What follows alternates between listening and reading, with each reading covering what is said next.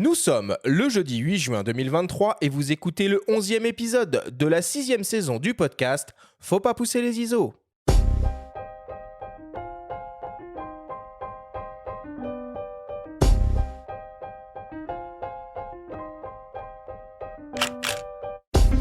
Bienvenue sur Faut pas pousser les ISO, le podcast hebdo pour tous les passionnés de photos et de vidéos. Je suis Arthur Azoulay et j'anime cette émission avec mon ami le journaliste Benjamin Favier. Cette semaine, on s'intéresse à la vidéo et on va vous donner une série de précieux conseils pour réussir à donner un rendu ciné à vos séquences vidéo réalisées avec votre boîtier hybride. Pour l'occasion, nous recevons pour la première fois à nos micros le photographe et réalisateur Bernard Bertrand, ambassadeur Lumix, qui va nous dévoiler tous ses secrets. Cette émission est présentée par le Lumix S5 Mark II X, l'hybride plein format des filmmakers exigeants.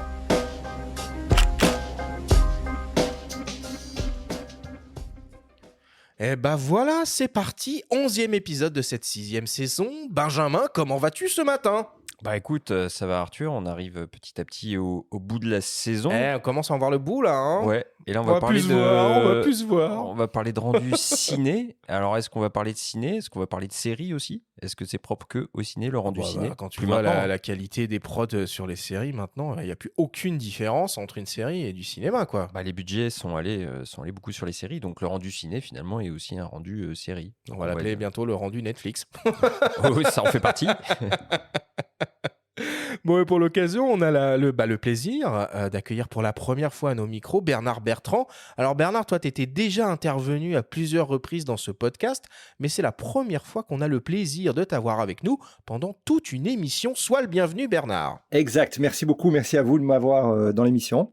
Alors Bernard, si tu le veux bien, je vais te présenter très rapidement à nos auditeurs. Alors tu es un photographe et réalisateur et tu es basé au Luxembourg.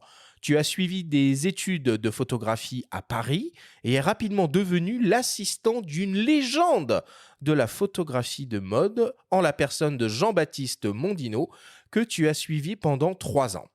Aujourd'hui, tu travailles aussi bien comme photographe que réalisateur et as comme client de très grandes marques internationales, Levi's, Porsche, Foot Locker, PlayStation ou encore Nivea pour ne citer que.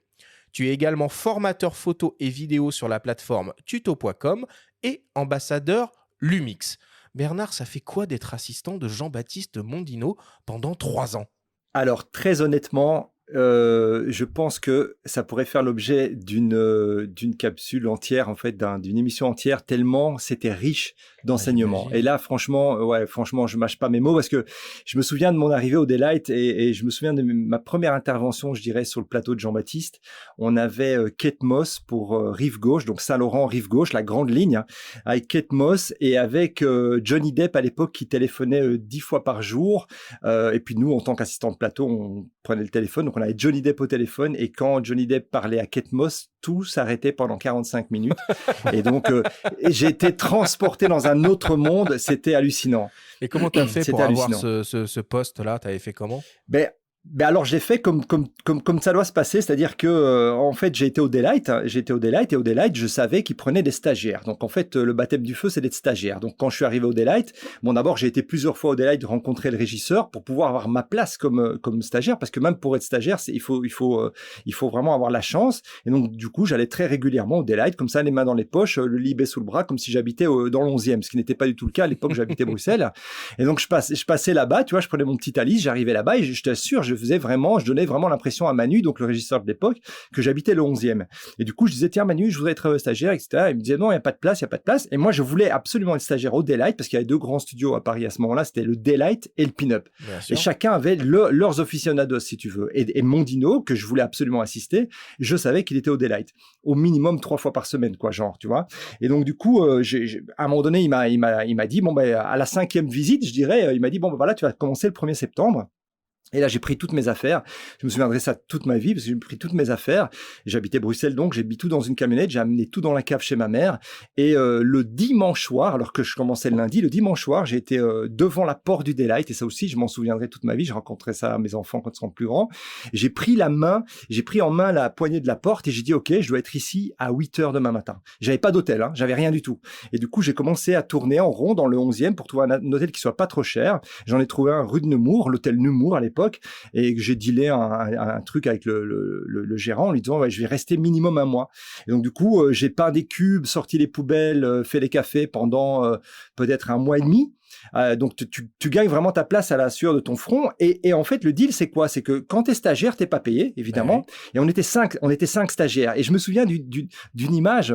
Je me souviens, j'étais sur le plateau 5 avec 5 autres stagiaires et on peignait des cubes en blanc. Et là, tu as Manu qui débarque dans le studio avec son portable à l'oreille et qui nous regarde peindre nos cubes et qui commande Rigoletto, donc c'était le traiteur Chicos à l'époque, donc Rigoletto, l'italien, et il commande 20 repas pour le plateau 9, Jean-Baptiste Mondino. Et là, je suis avec mon rouleau en main et je me dis, putain, je suis au Daylight, mais je suis sur le mauvais plateau. C'est vraiment cette idée-là qui m'est venue à l'esprit. Et du coup, très souvent, j'allais voir Manu et je disais, Manu, quand est-ce que je peux faire Jean-Baptiste? Et puis il dit, Bernard, là, ils sont full, là. Il y a 3 assistants, ils sont full. Un jour, peut-être, quoi, tu vois. Et donc, en fait, moi, quelque part, j'étais un peu flippé parce qu'on était 5 stagiaires. Donc, je me dis, bon, ben, après, Manu me dit, ouais, mais t'inquiète pas, tu vas voir, il y a une sélection naturelle qui va s'opérer. Et effectivement, au bout d'1 mois et demi, on n'était plus que 2 stagiaires sur les 5 déjà. Et je me souviens qu'un jour, il m'a appelé. Et ça aussi, cette phrase-là, je m'en souviendrai toute ma vie parce qu'en fait, il m'a appelé. Il m'a dit, bon, ben Bernard, tu voulais faire Mondino, tu vas le faire demain. Et je me souviens de sa phrase, il m'a dit, bon, ben par contre, je te préviens, tu as intérêt à assurer. Parce que sinon, tu pourras juste raconter que tu l'as fait une fois. Et ça, c'était vraiment génial. C'était vraiment génial. Ouais, et tu as gardé des contacts avec Mondino? Alors, j'ai pas gardé de contact avec Mondino. Si tu peux nous tuyauter, ce serait cool pour l'inviter. Ouais. Mais j'ai un pote qui l'a croisé assez régulièrement parce qu'il a ses habitudes dans un troquet, un petit brasserie à côté de chez lui. Donc, il l'a croisé. Et maintenant, je crois qu'il a 75 ans, hein, le gars. Et il continue à produire. Hein. Il faudra qu'on fasse une émission avec Jean-Baptiste un jour et on te fera venir, évidemment. Ok, voilà pour les présentations donc, de ce 11e épisode. On attaque, comme d'habitude, avec le Flash Actu.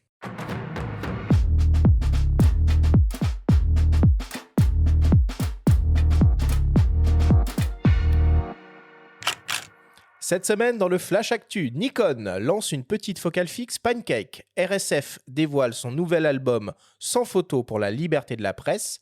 Et Réflexivité revient pour une seconde édition. Le Flash Actu vous est présenté par Fox.fr, le site des spécialistes de l'image. C'est décidément la mode des objectifs Pancake. Après Canon la semaine dernière avec son nouveau 28 mm f2.8, c'est au tour de Nikon d'annoncer une nouvelle focale fixe extrêmement compacte et légère. Bienvenue donc au nouveau Nikkor ZDX 24 mm f1.7, un objectif conçu pour les hybrides en monture Z et capable de couvrir le format APS-C. Équivalent à un 36 mm, cette focale standard offre une très grande ouverture f1.7. L'objectif est composé de 9 lentilles réparties en 8 groupes et exploite 2 lentilles asphériques. Il offre une distance minimale de mise au point de 18 cm pour un rapport de grossissement maximal de 0,19 fois. On retrouve une motorisation autofocus STM à l'aise en photo comme en vidéo et une conception protégée contre les intempéries. L'objectif pèse sur la balance 135 grammes et mesure 4 cm de long. Le nouveau Nikkor ZDX 24 mm f1.7 sera disponible le 15 juin et proposé au prix de 319 €. Le nouvel album Reporters sans frontières, sans photo pour la liberté de la presse sera disponible dès demain. Il s'appellera tout simplement Mer et a été créé à l'occasion de la Journée mondiale de l'océan. Cet album est une ode à la beauté et la fragilité de la mer, vue par les plus grands photographes d'hier et d'aujourd'hui. Brassailles, Robert Capa, Henri Cartier-Bresson, Anita Conti, Robert Doisneau, Jacques-Henri Lartigue, Steve McCurry, Sarah Moon, Vincent Munier, Paul Niclen, Sébastien Salgado et bien d'autres.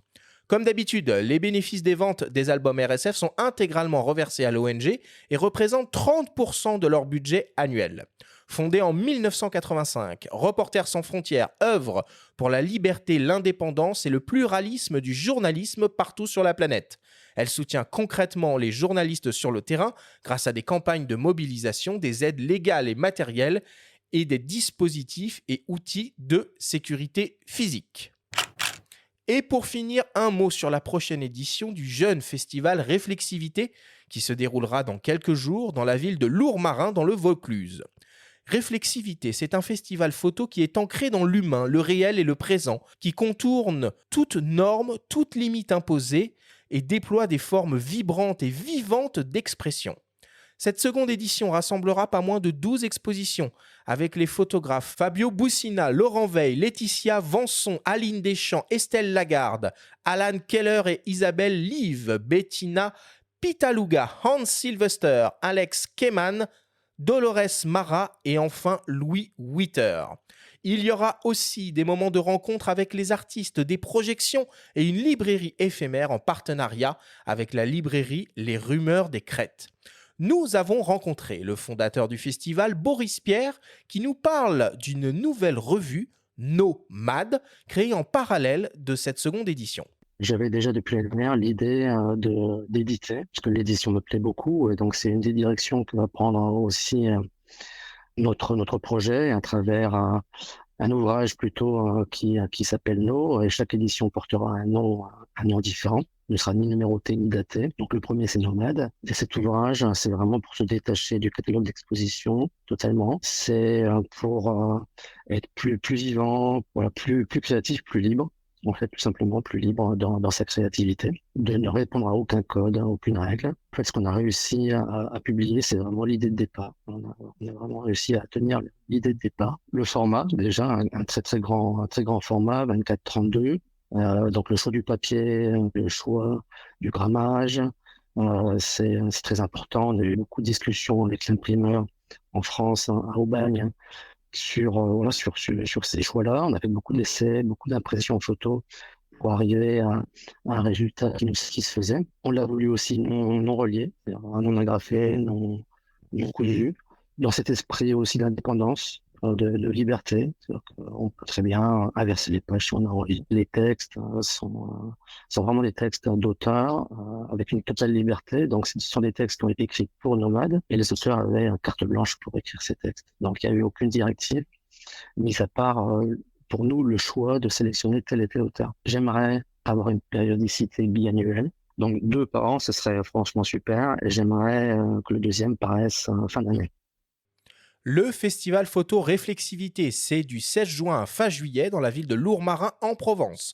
L'accès à l'ensemble des expositions présentées sur 2 sites est proposé au tarif unique de 12 € et en accès libre pour les moins de 18 ans.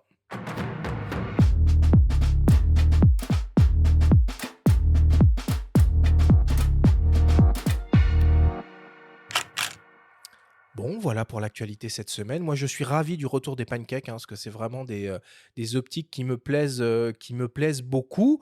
Et cette seconde édition du festival Réflexivité, ça s'annonce pas mal, même si le concept global est un peu difficile à cerner. Oui, ils sont en train de goupiller quelque chose de très intéressant. Il faudra aller regarder sur place ce que ça donne. Il va faire chaud, hein. Lourmarin, c'est près du Luberon. Là, il fait très chaud à cette période de l'année. En ce moment, il y a aussi la Gacilly, qui fête ses 20 ans, qui a ouvert ses portes. Ça, c'est tout l'été. Le la week-end Gacilly, dernier, hein. ça va être tout l'été. Ouais. Donc ça promet aussi. Et puis, Réflexivité, c'est... comment dire, il y a une marraine qu'on connaît aussi, que tu connais, Bernard Bertrand, puisqu'il s'agit de Véronique de Viguerie. C'est elle qui avait, qui avait initié le projet et a glissé l'idée à Boris Pierre, qui est en train de... petit à petit, oui, construire quelque chose de vraiment intéressant sur le papier, et sur le papier littéralement, puisque cette très belle revue dont il a parlé là, Nomade, moi, je l'ai eu en main et c'est vraiment un papier de très haute qualité, non relié, c'est un très bel objet, donc à suivre et à voir avec beaucoup de curiosité comment ils vont mener leur barque et comment ils vont arriver aussi à financer tout ça.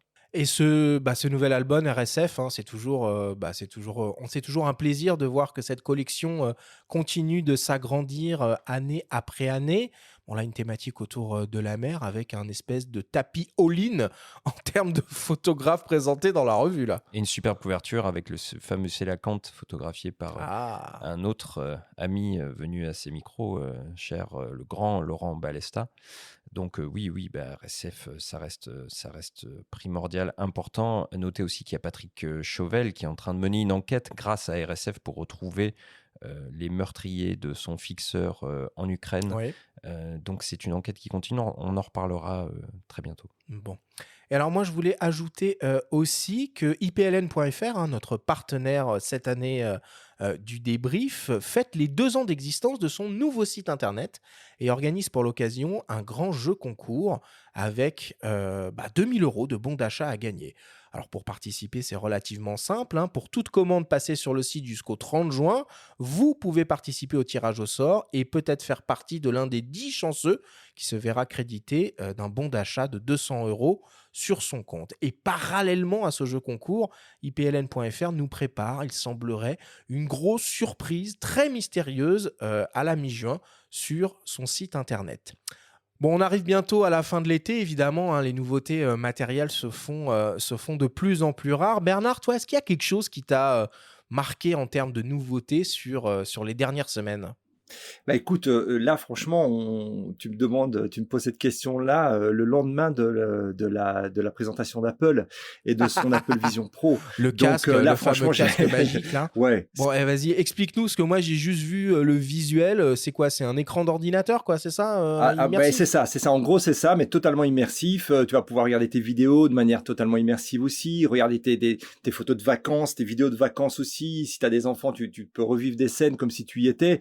Bon, alors, j'ai pas vu la conférencière, j'ai vraiment regardé vite fait le clip qui a déjà plus de 7 millions de vues, alors qu'il a été posté à 13h. Donc ça a l'air d'être la première vraie annonce marquante de l'ère Tim Cook. Ok. Bon, affaire à suivre. De toute façon, c'est bien, on n'était déjà pas assez immergés dans nos écrans comme ça. C'est bien. Il y a un écran. Alors, ce que j'ai compris, c'est qu'il y avait un écran sur la face du casque qui te filme ta gueule et qui, du coup, projette ton regard aux gens. Enfin, non, ça me fait rêver. Flipper, pardon. Bon, de toute façon, on aura probablement l'occasion d'en reparler. C'est pas avant l'année prochaine et c'est pour démarrer, a priori, uniquement aux États-Unis et pour les personnes qui ont $3 500 à mettre dans un espèce de prototype. Bref, ok, on va clore le Flash Actu là-dessus et on passe à la suite, comme d'habitude. Benjamin, c'est le moment de ta chronique hebdomadaire et cette semaine, tu nous proposes une rencontre avec une photographe française distinguée à la dernière édition des Sony World Photography Awards qui mène un travail documentaire au long cours au Pakistan ainsi que dans les pays de l'ère post-soviétique. La story vous est présentée cette semaine par MPB qui est tout simplement la plus grande plateforme en ligne au monde pour acheter, vendre et échanger du matériel photo, vidéo d'occasion.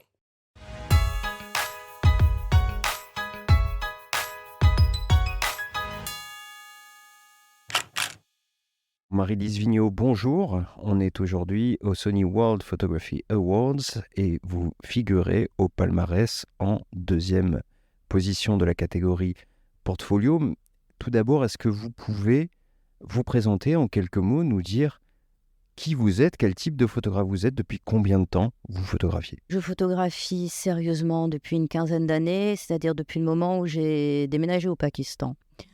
Je sais pas, en général, comme il faut s'étiqueter, je m'étiquette photographe documentaire, mais c'est un peu plus compliqué que ça parce que je pense que je crois pas tellement en l'objectivité photographique, donc je projette beaucoup les ombres de mon petit théâtre intérieur sur les endroits que je photographie et voilà.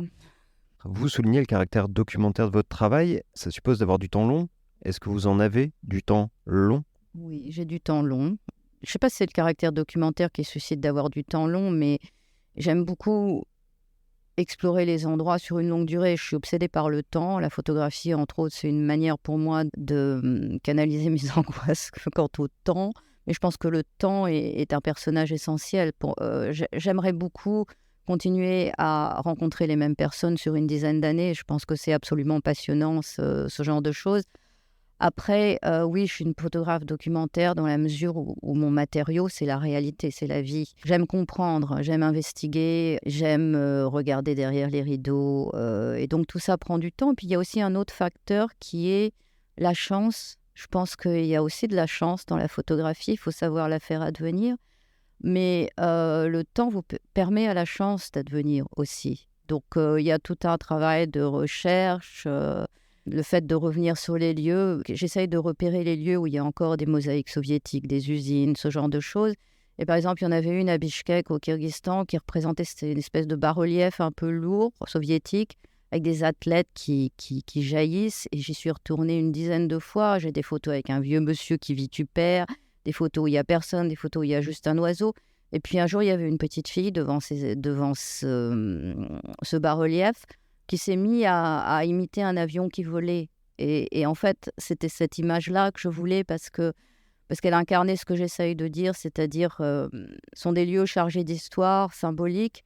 Et puis, il y a cette petite fille qui incarne la métamorphose devant tout ça, et le futur, et la poésie, et tout ça. Donc, voilà, c'est pour ça qu'il faut du temps.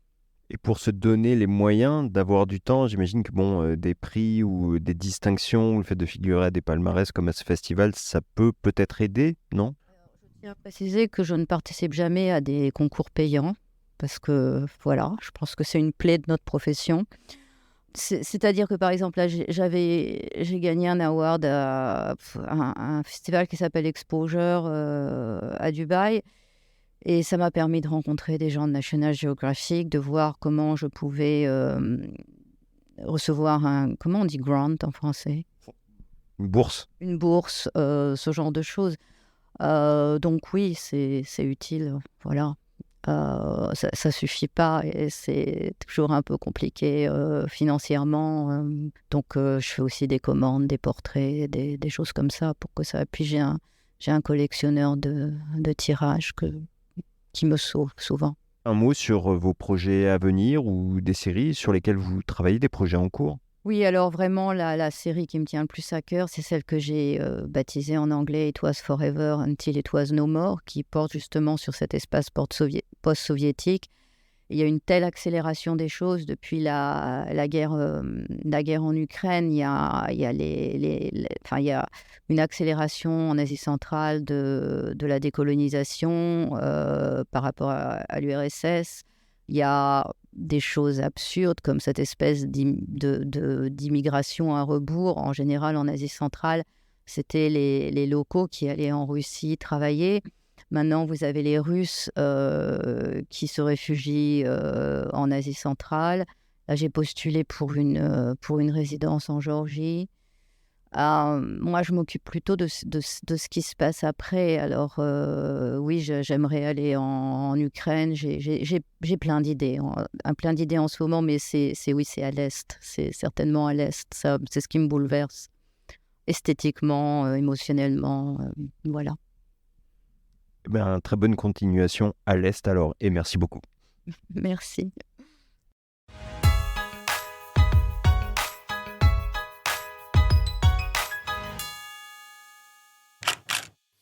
Bon, c'est vrai quand même que cette année, vis-à-vis des SWPA, on a beaucoup parlé de cette fameuse image primée générée avec une intelligence artificielle. Mais bon, évidemment, ce concours ne se résume pas à ça. Il y avait des photographes qui ont pris des vraies photos avec un vrai appareil photo devant un vrai sujet aussi. Non, mais c'est un peu dommage finalement parce que cette polémique, elle a un peu tout phagocyté. Donc c'est important aussi de revenir un tout petit peu sur cet événement parce qu'il y a aussi comment on dit, de la vraie photo. Comme on va dire bientôt. Oui, il y avait quelques Français quand même. Donc, il y a Marie-Lise qu'on vient d'entendre. Il y avait Jean-Claude Moschetti aussi qui a fait une formidable série de portraits au Bénin. Alors, aucun n'a été primé, malheureusement. Ah là là. L'année prochaine, les Français seront là en force. C'est un peu comme à l'Eurovision. On n'est pas très bon. Mais il y a le travail du photographe portugais Edgar Martins qui avait remporté le prix du photographe de l'année SWPA 2023. Pour sa série Au revoir, effectuée en Libye, qui est formidable. Il y a plein de photographes à découvrir. Et le travail de Marie-Lise Vigneault est vraiment très intéressant. Elle bosse énormément au Pakistan. Elle travaille assez facilement. Là encore, un peu comme Véronique de Viguerie en Afghanistan qu'on a cité tout à l'heure. Le statut de femme lui permet de se fondre plus facilement sur place. Et donc, elle bosse pas mal à l'Est. On peut découvrir des séries assez dingues sur ce qu'elle a fait à Bucarest, sur l'après Ceausescu.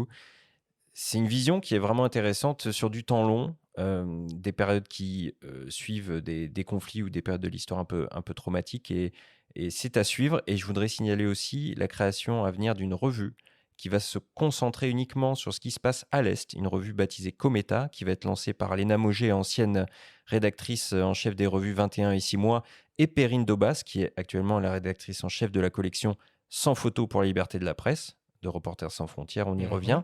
Et ça, on en reparlera début septembre, puisque les regards seront braqués donc à l'Est et pas que sur la guerre en Ukraine. Bon. Toi, Bernard, t'entretiens un lien particulier avec l'Est, hein, d'une manière générale, parce que bon, tu es basé au Luxembourg, mais tu vis aussi une partie de l'année en Bulgarie, c'est ça? Tout à fait, oui. Ma femme est d'origine bulgare et donc voilà, effectivement, on aime beaucoup la Bulgarie, principalement pour son positionnement en Europe, en fait, hein, dans le sens où on est très très proche de la nature. On est à 3 heures ou un peu plus d'Istanbul en voiture. On est aussi à 3 heures de Thessalonique, donc la porte sur la Grèce. Et on n'est pas très loin de Budapest, qui est une ville aussi que j'affectionne tout particulièrement, et finalement à 2 heures de Paris en avion. Donc ouais, c'est vrai que j'ai toujours bien aimé ces ambiances en fait un peu balkaniques, je dirais. Ouais, post-soviétique, t'es un Donc peu voilà. dedans là aussi. Ah, ouais, complètement, ouais, complètement. À la fois, tu vois, si tu regardes une ville comme Sofia, qui est pas un prix Nobel de beauté en termes d'architecture, je dois le reconnaître. Je trouve absolument passionnant Budapest, mais Sofia n'est pas belle. Mais par contre, elle est remplie de contrastes, c'est-à-dire qu'on a des maisons qui ont 200 ans en ville, et puis à côté de ça, on a des bâtiments dans lesquels il y a une véritable recherche architecturale, tout à fait contemporaine, etc. Donc c'est vraiment une région en totale reconstruction quelque part, ou construction, je devrais dire peut-être. Donc c'est pas inintéressant en fait. Mais ce qui nous attire dans le temps qu'on passe ici, c'est la proximité à la nature, la qualité de vie. On est beaucoup moins. Enfin voilà, moi j'ai vécu donc effectivement plus de 3 ans à Paris, et j'avais vraiment de plus en plus de mal en fait avec la brutalité entre guillemets de cette ville, quoi. Et je suis ô combien d'accord avec toi. On va conclure la story, hein, sur ces mots. Merci, Benjamin, de nous avoir fait découvrir cette photographe. Je vous propose qu'on fasse une toute petite pause, une petite respiration, avant d'attaquer notre grande discussion avec toi, Bernard, sur les conseils et astuces pour obtenir ce fameux rendu ciné en vidéo. On revient après une courte publicité. Maîtrisez votre univers créatif avec le Lumix S5 Mark IIX, l'hybride plein format des vidéastes par excellence, avec son autofocus hybride à détection de phase et contraste. Idéal pour les tournages professionnels, il offre un enregistrement vidéo illimité jusqu'en 6K, le Blackmagic RAW et le ProRes RAW via HDMI, et même le All-Intra ProRes 5,8K sur SSD. Ultra résistant et fiable à l'aide de son système de refroidissement actif, le Lumix S5 Mark IIX offre aussi un mode anamorphique stabilisé grâce à sa double stabilisation d'image. Une multitude de fonctionnalités vidéo qui en font le choix idéal des filmmakers les plus exigeants. Nous sommes de retour avec le photographe et réalisateur Bernard Bertrand pour vous donner une série de précieux conseils afin d'obtenir avec votre boîtier hybride un rendu ciné en vidéo. Alors on a tous une culture cinématographique plus ou moins développée que l'on a acquise au fil du temps de manière plus ou moins consciente, et on a éduqué notre regard à un certain type d'image que l'on associe tout naturellement au cinéma. Ce look cinéma, c'est souvent l'un des objectifs des vidéastes qui se lancent dans un projet vidéo de fiction ou de documentaire. Alors pour commencer, on va déjà essayer de s'interroger sur ce qu'est finalement une image cinéma. Et nous avons posé la question au chef opérateur Philippe Brelot. On écoute sa réponse.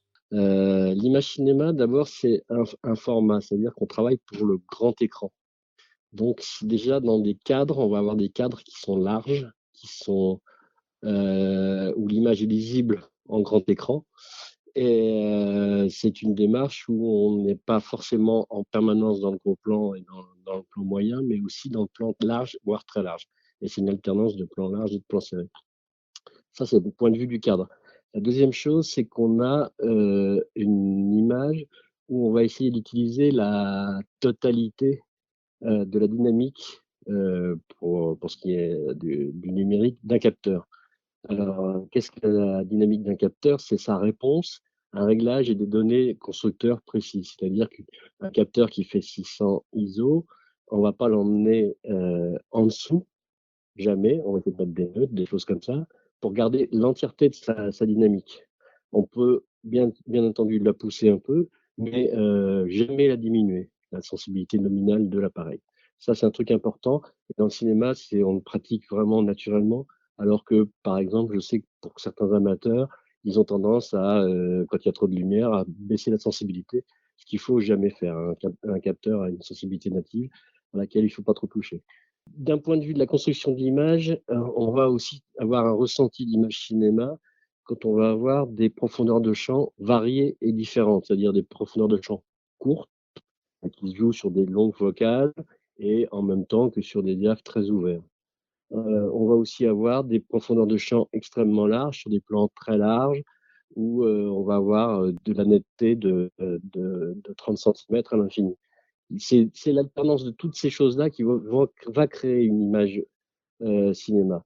Je dirais la troisième chose, c'est la lumière quand on peut en faire. La lumière, c'est qu'au cinéma, ce qu'on aime bien et ce qu'on aime bien regarder quand on va au cinéma, c'est avoir du contraste. Des contrastes dans les blancs et les noirs, mais aussi des contrastes dans les couleurs. Et des couleurs plutôt pures et contrastées les unes avec les autres. Donc ça, c'est peut-être un peu tout cet ensemble-là qui va créer une image cinéma. Bon, bah Philippe, il nous donne déjà quelques pistes de réflexion intéressantes.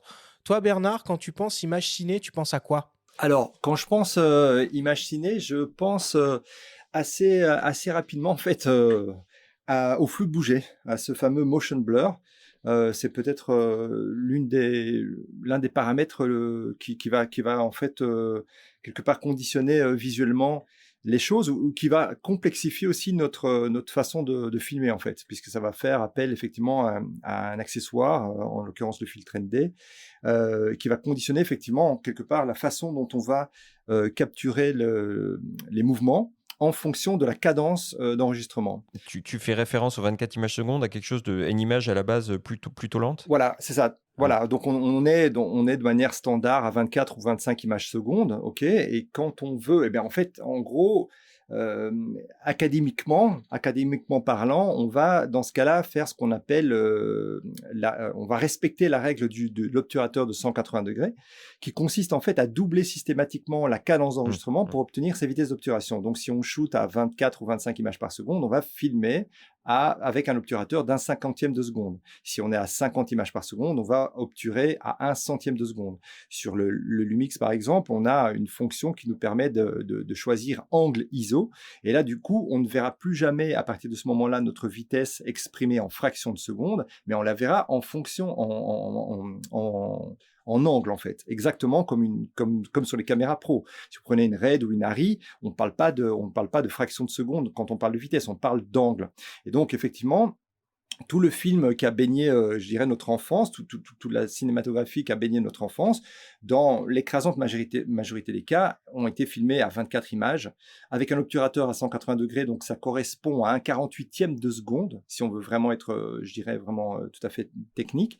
Et du coup, ça correspond chez nous à un 50e de seconde.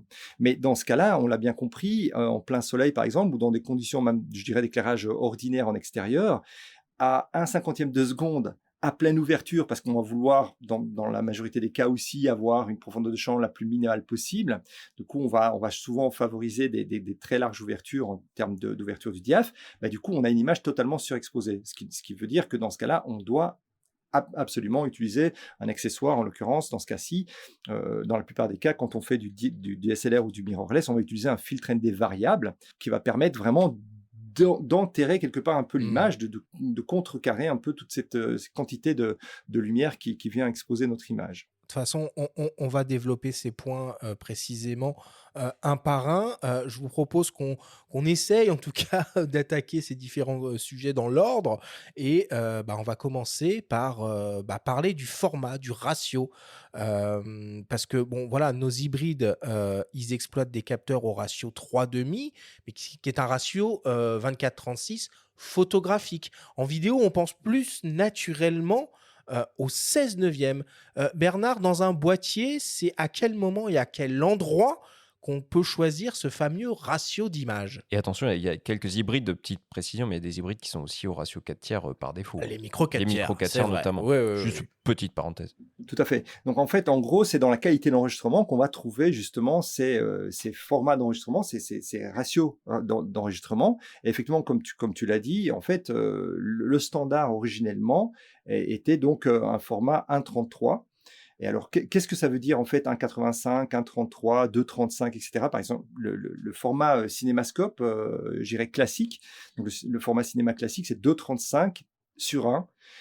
Alors, pour celles et ceux qui ne comprennent pas ce que ça veut dire, cette espèce de nomenclature, en fait, ça correspond à la hauteur. On va dire, par exemple, la hauteur de l'image, c'est 1. Et 2.33 ou 2.35, par exemple, ça va être le nombre de fois que cette valeur de 1 va être reproduite sur la longueur, donc le côté long de l'image. Donc, on a en cinémascope, donc la référence est 2.35. Le ratio qui correspond à notre 16:9, c'est 1,77. OK. Et le ratio qui correspond à notre 4 tiers, c'est le 1.33. Alors, si vous prenez un DVD, par exemple, ou un Blu-ray, et que vous retournez, je dirais, le Blu-ray, vous allez voir des indications qui sont des indications dans une nomenclature cinématographique. Ça veut dire qu'ils ne vont pas vous parler de 4 tiers. Si l'image est en 4 tiers, ils vont vous parler d'1.33. Si l'image est en 16:9, il y a de fortes chances qu'ils vont plutôt s'exprimer en 1,77 sur 1. Okay. Donc, il y a effectivement une nomenclature qui est différente pour les métiers du cinéma et pour le consommateur. Donc, en consommateur, on va parler de 4 tiers, on va parler de 16:9, mais en fait, ça revient au même. Donc, j'observe ça souvent chez les gens qui débutent. Ils comprennent pas toujours ce que ça veut dire, tout ça, et c'est bien normal. Mais en gros, effectivement, c'est parce que c'est pas clair du tout en fait. Il nous faudrait un tableau, il faudrait, enfin, c'est ça en fait. Ça donne mal à la tête en parlant. C'est ça qui fait en plus que du coup, sur la majorité sur les boîtiers qui le proposent en tout cas, on propose des enregistrements en 4K qui respectent le ratio 16/9, donc 1,77 et 1,78 comme tu l'as précisé. Et puis on a ces formats C4K, C8K sur certains modèles qui sont des 4K cinéma un peu plus allongés.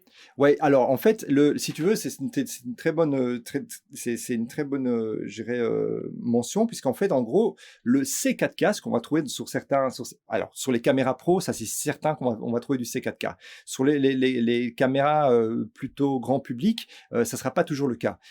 Sur les Lumix, effectivement, on a du C4K depuis longtemps, et en fait, ça, c'est ce qu'on appelle le 4K véritable, le vrai 4K. L'autre, l'Ultra HD, ce qu'on appelle l'Ultra HD, donc celle qu'on communément on appelle 4K, est en réalité quelque part un format qui a été, je dirais, mis au point sur la pression plutôt des fabricants de télé, en fait, en réalité. Donc le cinéma 4K qui est un petit peu plus large, effectivement, que l'Ultra HD, est le véritable 4K.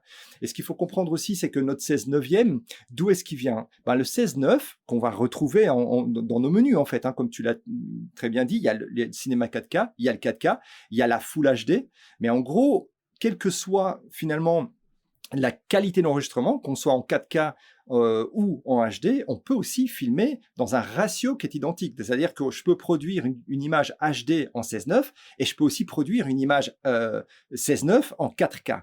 Donc ça, c'est important aussi que les gens comprennent, c'est que la définition de l'image, qui sera supérieure effectivement quand on va aller dans du 4K ou cinéma 4K, peut de toute façon enregistrer dans un ratio 16:9. 16:9, c'est un ratio. 4 tiers, c'est aussi un ratio. On pourrait avoir une image 4 tiers dans laquelle se battent quelques pixels seulement, ou alors une image, je dirais, en OpenGate, en 6K, dans un ratio, dans un format 4 tiers. Mais d'ailleurs, le format 6K sur certains Lumix, il est en 3,5. Mais est-ce que ça veut dire que quand tu choisis ton format, tu penses au support final déjà? Il faudrait le faire en fait. Ouais, tout à fait, il faudrait le faire. Il faudrait que les gens prennent l'habitude de se dire, ok, alors je vais te dire pourquoi c'est important, c'est parce qu'en fait, ça va véritablement déterminer le cadrage. Si tu regardes ton image dans un ratio 16:9, ok, donc tu regardes ton image en 16:9 ou tu filmes en 16:9, mais qu'en fait, toi, tu voudrais produire une image qui ait ce look cinémascope, donc 2.35. Là, dans ce cas-là, tu vas faire quoi ? Tu vas utiliser des guides, tu vas aller dans ton Lumix, tu vas aller chercher des guides qui vont te dire, voilà ce à quoi ressemble un ratio 2.35 dans ton image. Et du coup, ça va conditionner véritablement ton cadrage Et du coup, tu vas continuer à avoir de l'image un petit peu au-dessus, un petit peu en dessous de ces guides, que tu vas enregistrer, mais du coup, tu vas cadrer tes personnages, par exemple, ou tes situations en fonction de ce que tu veux délivrer. Et du coup, tu vas amener ton 16:9, ton format 16:9 dans ta timeline, et là, tu vas amener des barres, donc des masques cinémascope en 2.35, et du coup, il n'y aura pas de problème, tu vas pas couper dans un front ou dans un visage, parce que tu auras utilisé des guides. Donc, je pense effectivement, pour rebondir sur ce que tu m'as demandé, c'est que oui, effectivement, je pense qu'il faut avoir très clairement en tête ce qu'on veut avoir comme résultat pendant la prise de vue. Et juste un petit mot de jargon, tu parlais de timeline, on précise à nos auditeurs que la timeline, c'est l'espace de travail dans les logiciels de montage en post-production. Exact. Ouais, Mais du coup, il y a quand même deux manières d'envisager le truc, parce que c'est un petit peu dommage finalement de travailler avec ces ratios et ces définitions à la prise de vue, puisque ça n'exploite en réalité qu'une petite partie du capteur. Est-ce qu'on n'aurait pas plutôt intérêt à se dire, bon bah voilà, on va essayer d'utiliser le ratio le plus valorisant et la plus haute définition pour exploiter la plus grande partie du capteur et appliquer ce fameux ratio de diffusion en post-production, ce qui nous permettrait en plus de rattraper de potentielles erreurs de cadrage. Tout à fait. Mais c'est ce que pas mal de créateurs de contenu font quand ils savent qu'ils vont produire quelque part des capsules pour différents formats. Ils vont faire une version pour YouTube, une version pour TikTok ou Instagram ou pour une story, etc. Donc du coup, effectivement, on pourrait avoir comme intérêt de shooter, par exemple, en ce qu'on appelle open gate. Donc là, dans ce cas-là, on va capturer l'entièreté de l'information du capteur et après, on va aller recroper dedans. Mais bon, ça a effectivement, quelque part, cet avantage-là de pouvoir repenser quelque part sa livraison finale après coup. Et du coup, effectivement, aller chercher ces formats verticaux, horizontaux, carrés, pourquoi pas. OK, ça te donne un bon terrain de jeu, je dirais. Mais par contre, ça a un coût, entre guillemets, puisque ça va nécessiter effectivement beaucoup d'espace disque ou mémoire. Et c'est aussi quelque chose à considérer. Quand on a envie de fonctionner dans un workflow plus rapide et plus léger, on va aussi considérer ce genre de choses. Le poids, en définitive, des fichiers qu'on a. Bon, on y voit déjà un petit peu plus clair sur cette notion de ratio d'image pour obtenir un rendu ciné. On va rentrer maintenant un peu plus dans les détails des techniques de prise de vue et on va commencer par parler des effets de bokeh qui sont, comme l'a dit Philippe, très souvent utilisés au cinéma. Et pour le coup, là, avec un hybride, 24-36 idéalement, ou même APS-C, on est déjà assez bien armé pour pouvoir obtenir ces fameux effets de bokeh extrêmement marqués. La profondeur de champ, elle dépend de plein de trucs. Elle dépend de la taille du capteur, elle dépend de l'ouverture et elle dépend de la focale. Et de la distance. Et de la distance de mise au point. Bernard, comment on fait pour obtenir de beaux effets de profondeur de champ en vidéo? On est à très grandes ouvertures, on se retrouve dans la configuration où on a trop de lumière. Alors, en fait, en gros, ce qu'on va faire, c'est qu'on va essayer de cumuler, comme vient de le dire Benjamin, on a tout un certain nombre de paramètres qui vont conditionner la profondeur de champ. Donc, ce qu'on va s'efforcer de faire, c'est essayer de cumuler au maximum, quelque part, les avantages qui vont nous amener vers ces effets de bokeh. Donc, on l'a dit, longueur focale, distance sujet caméra et effectivement ouverture du diaph. Alors je vais pas compter dedans la taille du capteur parce que c'est pas tout à fait juste. En fait, le capteur en lui-même va pas définir la profondeur de champ. Simplement, si vous voulez obtenir le même cadrage à la même focale avec un full frame et un micro 4 tiers, eh bien avec le micro 4 tiers, vous allez devoir reculer.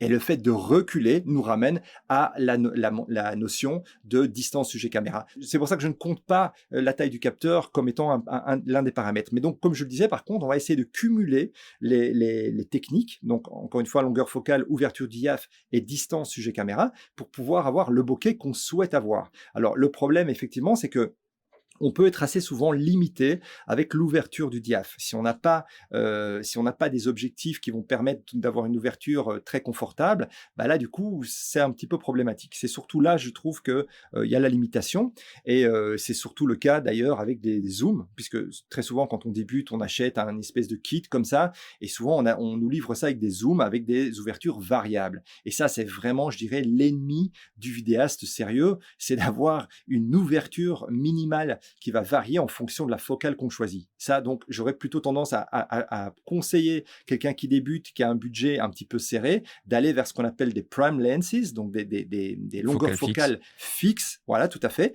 avec des ouvertures qui, dans ce cas-là, auront toujours des ouvertures, je ne veux pas dire record, mais pratiquement, on sera très confortablement à des ouvertures de f1.8, et du coup, on peut effectivement s'acheter, pour pas trop cher, une espèce de kit, un 85, un 50, un 35 par exemple, et du coup, c'est comme ça qu'on travaille au cinéma. Si on va demain chez Puzzle Video, par exemple, louer une valise, un flycase d'optiques Cinoche, ben on va ouvrir la valise, il y a 5 optiques dedans.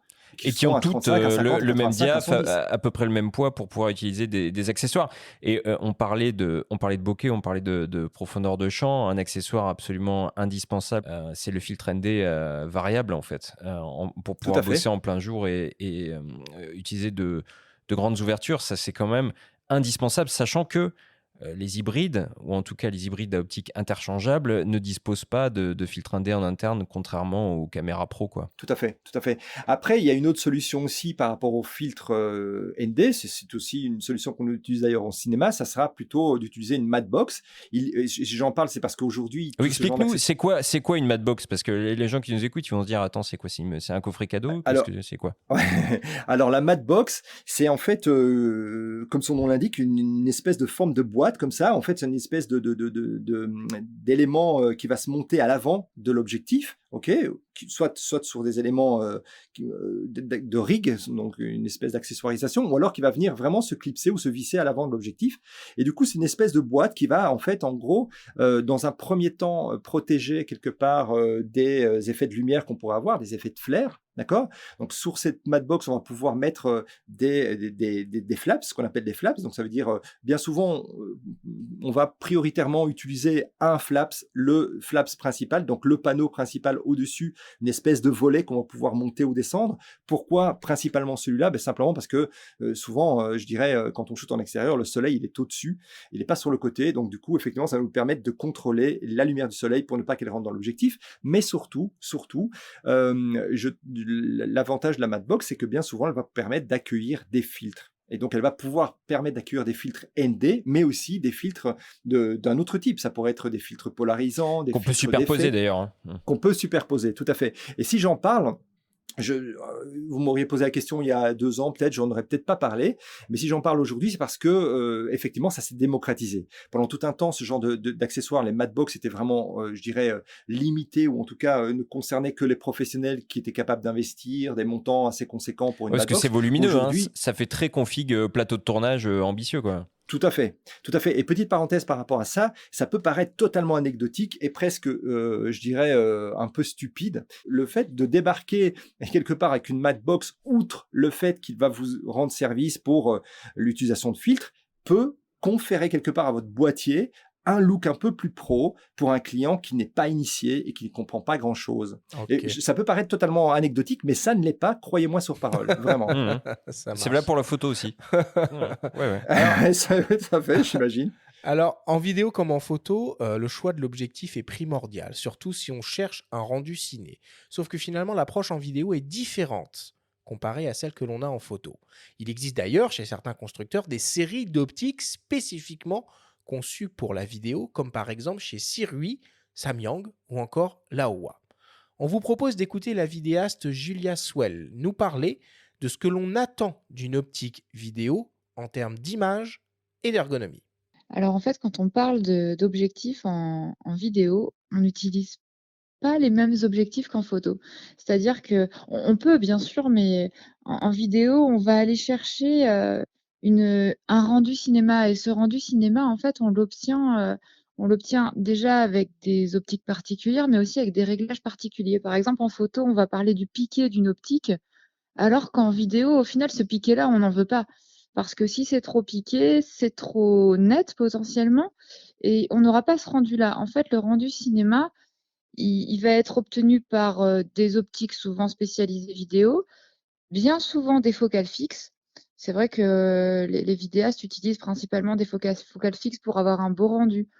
Alors en fait, on parle de séries de focales fixes dans le domaine de la vidéo parce que quand on va aller tourner, mettons un court-métrage par exemple, on va vouloir que toutes nos optiques aient une harmonie. C'est-à-dire que si on va tourner avec une optique Canon d'un côté, une optique Leica d'une autre, on n'aura pas la même chaleur, le même rendu, la même texture de peau. Donc quand on tourne avec une série, on va par exemple avoir tout un panel de focale fixe, un 24, un 50, un 35, et ça permettra d'harmoniser le rendu final de la vidéo. Alors ça fait quelques années que je suis ambassadrice de la marque Sirui.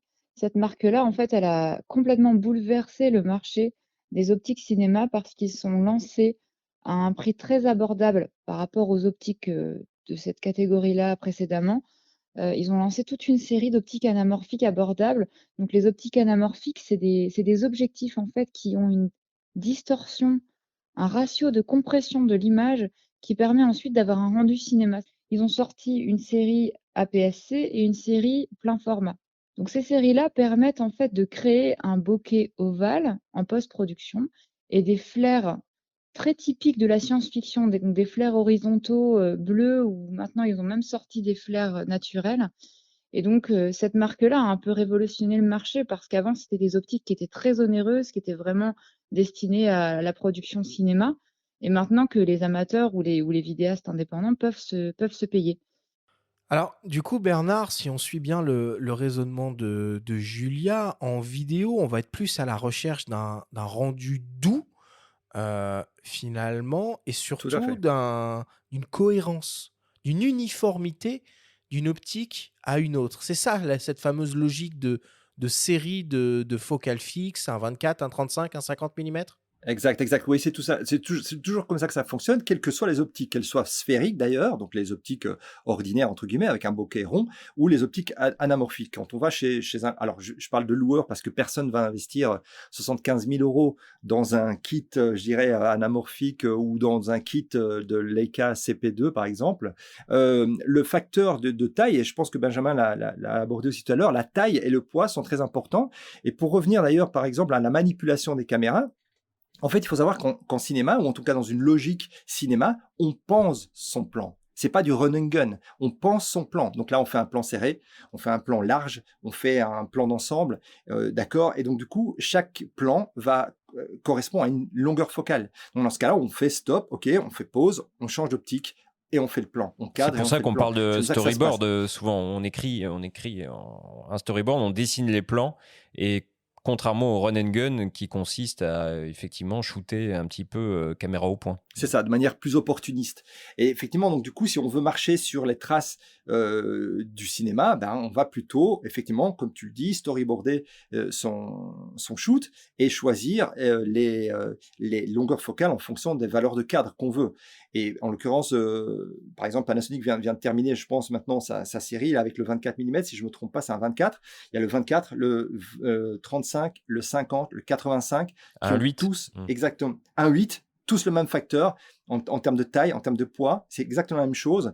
Et pour rejoindre aussi cette transposition par rapport au monde du cinéma, je parlais tout à l'heure de la Madbox. Bien souvent, les Madbox Pro ne se visent pas évidemment au bout de l'objectif. Et elles ont une espèce de bascule latérale, gauche-droite, ok, qui permet d'ouvrir complètement la Madbox. Donc on l'enlève. Elle peut être équipée d'autant de filtres qu'on veut et de volets, etc. On la désolidarise du rig en faisant un petit panotage comme ça, droite ou gauche. Et du coup, on a accès à l'optique. Et en gros, pour ne pas devoir systématiquement recalibrer le positionnement de sa Madbox, ben, il suffit d'utiliser toujours des optiques qui ont le même facteur en termes de taille. Et c'est très important pour le fabricant de respecter ça. Et c'est ce qu'a fait Lumix en produisant ces focales qui ont exactement la même taille. Du coup, chez nous, en fait, je dirais, ce qui nous intéresse aussi dans cette idée-là, c'est que du coup, pour rééquilibrer un gimbal, ben, ça va être la même chose. On ne passe pas d'une optique à l'autre qui fait 2 fois le poids. On est dans des facteurs qui sont... Mais pour le coup,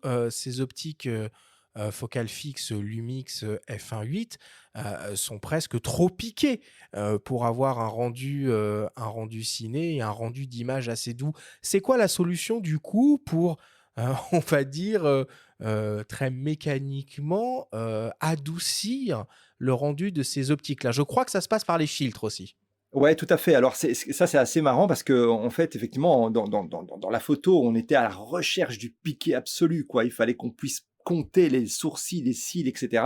Alors moi, je reste malgré tout très attaché au piqué parce que voilà, mon core business, entre guillemets, c'est plutôt de la beauté et de la mode. Donc je suis plutôt resté attaché au piqué. Donc j'aime bien avoir une profondeur de champ très courte, mais j'aime bien que là où ça pique vraiment. Donc ça me pose pas de problème. Je n'utilise jamais de promiste, etc. Mais en gros, pour répondre à ta question, effectivement, il y a toute une série, toute une gamme avec une différente gradation d'ailleurs, qui vont permettre de softer l'image. Alors, un point important, elle en a parlé quand elle parlait de toute la gamme Sirius, par exemple. C'est que moi, personnellement, j'en ai testé des optiques Sirui en anamorphique. Je les trouvais très piquées. Elles sont très, très piquées. D'ailleurs, j'ai vu pas mal de commentaires là-dessus, ce qui ne fait pas de ces optiques de mauvaises optiques. Hein. Effectivement, comme elle a dit, elle a ouvert tout un marché et rendu accessible l'anamorphique, par exemple, au plus grand nombre. C'est une très, très bonne chose. Mais elles sont malgré tout très piquées.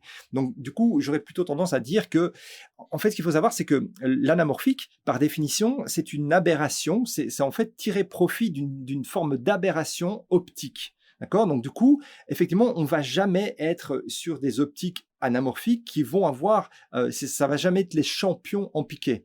Forcément, parce qu'il y a une espèce de jeu optique, vraiment d'un point de vue optique qui s'opère, qui donne ces effets-là, anamorphiques et donc des bokeh ovaux de forme ovale, etc. Donc, du coup, c'est l'espèce de dépiqué qu'on veut avoir dans notre image Cinoche vient en fait principalement de notre culture. Tu l'as évoqué en tout début de vidéo, en tout début de capsule, tu as parlé de notre inconscient. Et on a tous effectivement notre inconscient collectif qui a une lecture de l'image cinématographique qui vient en fait de tout le cinéma qu'on a vu. Et le cinéma qu'on a vu, ça a été shooté avec des koa anamorphiques de 1970 parfois. Okay, et qui n'étaient pas des champions en termes de piqué, mais qui avaient un rendu un petit peu velouté. Et finalement, quelque part, on est conditionné par ce look-là. On veut revenir à ce qui a bercé notre enfance, entre guillemets, en termes d'image Cinoche. Et bien souvent, c'était des images, je dirais probablement que 80% de l'industrie cinématographique qu'on a connue en grandissant, vous et moi, étaient des films qui ont été shootés en anamorphique. Très clairement. Donc avec des optiques qui n'étaient pas des CP2, CP3, qui sont excessivement piquées. Oui, puis Julia, dans son témoignage, parle aussi de la colorimétrie, du caractère qui est propre à chaque optique. Et finalement, on se rend compte qu'il y a des optiques un peu anciennes, même des années 70 ou autres, qui sont très prisées aujourd'hui Très prisées. et utilisées avec les bagues d'adaptation parce qu'elles sont douces, mais elles ont un rendu et une colorimétrie qui est très particulière et qui donne un cachet tout de suite à l'image. Et j'ai même entendu dire, en faisant des recherches pour cette émission, qu'il y avait une tendance qui consistait à recarrosser des optiques un peu emblématiques de l'ère argentique réflexe photo dans des form factors conçus pour la vidéo, même encombrement, même répartition des poids, présence d'une bague crantée pour la mise au point manuelle et l'utilisation d'un système de follow focus. C'est vraiment quelque chose qui se fait beaucoup en ce moment. Alors, on continue maintenant avec le sujet des mouvements caméra, des effets que l'on retrouve très souvent au cinéma. Alors, la majorité des hybrides sont équipés de technologies de stabilisation mécanique et ou numérique qui sont évidemment actives en vidéo, mais qui montrent néanmoins rapidement leurs limites dès que l'on est en mouvement. Pour aller plus loin, l'utilisation d'un gimbal s'avère incontournable, comme nous l'explique le photographe et steadicammer Rémi Chapeau-Blanc. Il y a le mouvement de ce qui se passe devant nous, mais il y a le mouvement de la caméra, de l'opérateur. Et ces mouvements, je vais les séparer en deux catégories. Il y a tout ce qui va être petits mouvements corporels, des vibrations, des petits tremblements. Et il y a des mouvements volontaires, des mouvements de caméra, en fait. Donc déjà, si on sépare ces deux types de mouvements, les petits mouvements de caméra, certaines fois, on veut les garder, par exemple pour un style caméra-épaule, et parfois, on veut les supprimer pour que notre plan paraisse stable. Dans ce cas-là, tous les systèmes de stabilisation qui existent aujourd'hui, de capteurs, les stabilisations numériques, les stabilisations d'optique, font parfaitement l'affaire. On n'a pas besoin de passer par un matériel externe. Par contre, dès qu'on veut attaquer, je dirais, des grands mouvements, donc par exemple, ce qu'on va appeler des mouvements de dolly, des plongées sur notre sujet, tourner autour, là, on va être contraint en général de passer par un matériel externe que généralement on va appeler une gimbal, qui sont en fait des moteurs qui vont compenser ou aider nos mouvements pour les rendre de manière fluide et stable en fait. Je dirais que le plus courant, en fait, c'est le travelling. On va pouvoir suivre, par exemple, un acteur ou un personnage qui marche, et en fait, ça va donner l'impression au spectateur d'être avec cette personne, de marcher avec elle. Ça, c'est le mouvement, je dirais, le plus courant. Après, il peut y avoir des rotations autour de la personne. Ça, c'est des mouvements qui sont qui étaient relativement compliqués à faire, mais maintenant, avec une gimbal plus ce qu'on va appeler de l'active track, donc c'est la gimbal va s'auto-orienter par rapport à notre sujet, et ben ces mouvements deviennent hyper accessibles pour le grand public. Après, on va avoir des mouvements de type ce que je vais appeler des reveals. C'est par exemple, on va partir des pieds de quelqu'un, on va le suivre en train de marcher, et on va remonter progressivement jusqu'à son visage pour révéler notre personnage à notre spectateur. Il y a toute une sorte de topologie de mouvements qui existe déjà, qui ont des noms, mais évidemment, l'imagination de notre réalisateur en herbe peut partir et imaginer des mouvements très complexes.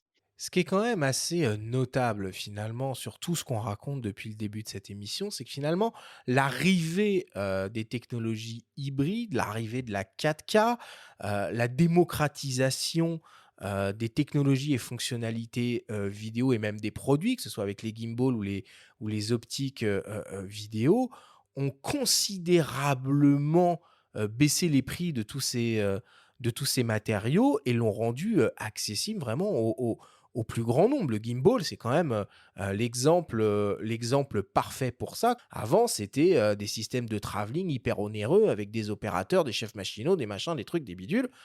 Maintenant, on peut tout faire ça tout seul, quoi. Tout à fait, d'autant qu'en fait, ce qui est très intéressant, c'est que en plus de ça, il y a pas mal de marques qui se livrent une bataille justement à ce niveau-là. Si je prends l'exemple des gimbals, par exemple, on a d'un côté DJI et puis Zion Crane, par exemple, qui se livrent vraiment une espèce de ping-pong comme ça.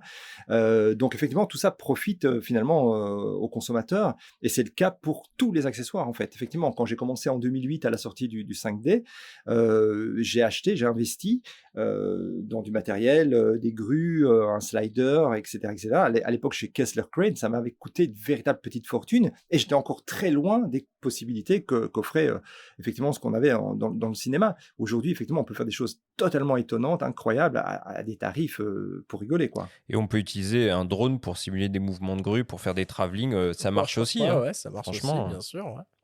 Et dans cette thématique des mouvements cinéma, donc là on a parlé de la caméra qui est mobile, mais on peut imaginer aussi des choses un petit peu plus simples, finalement sur trépied, avec des mouvements de panotage que l'opérateur pourrait réaliser. C'est quoi la caractéristique qu'on attend d'un trépied conçu pour la vidéo, Bernard? Alors justement, c'est une très très bonne question. C'est qu'en fait, quelqu'un qui veut se lancer dans la vidéo, la plupart du temps, on vient de la photo. Eh bien, en fait, le trépied photo ne va pas du tout convenir à la prise de vue vidéo, puisqu'en fait, en vidéo, forcément, comme on a une image qui est en mouvement, les déplacements caméra, même s'ils sont à base d'une rotule sur un trépied, vont devoir être fluides. Et du coup, on utilise ce qu'on appelle, dans tous les cas, une fluid head. Donc, alors, on peut avoir des fluid heads, donc des têtes fluides qui vont faire des mouvements dans lesquels on va pouvoir augmenter ou diminuer la friction. Donc, que ce soit pour un pan ou un tilt, donc en fait, en gros, un panotage gauche-droite ou un tilt haut-bas, ou les deux à la fois d'ailleurs. Mais en fait, tous ces mouvements, on va pouvoir, en fonction du type de tête qu'on va utiliser et du prix qu'on va payer pour sa tête, pouvoir effectivement utiliser un système de friction plus ou moins élaboré qui va permettre d'avoir effectivement une espèce de résistance dans le mouvement. Et du coup, on peut avoir vraiment des mouvements gauche-droite ou haut-bas, ou encore une fois les deux en même temps, au départ d'un trépied, qui seront extrêmement fluides si on amène une certaine résistance dans la tête fluide.